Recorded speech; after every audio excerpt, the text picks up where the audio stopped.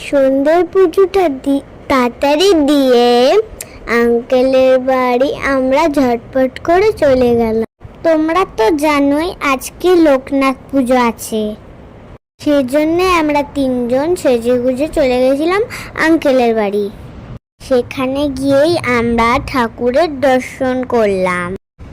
দেখো তোমরা কি সুন্দর ঠাকুরটা সাজিয়েছে।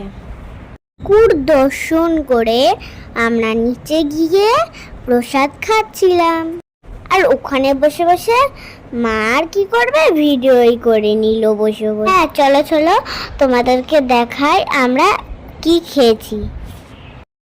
প্রথমে দিয়েছিল লোকনাথ বাবার স্পেশাল খিচুড়ি, এরপরে একে একে পোলাও, বেগুনি, আলুদম, পনির সব দিয়ে দিল।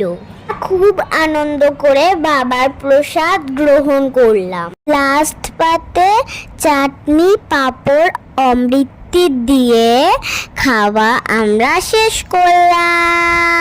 চলো বন্ধুরা আজ আসি, কাল দেখা হবে।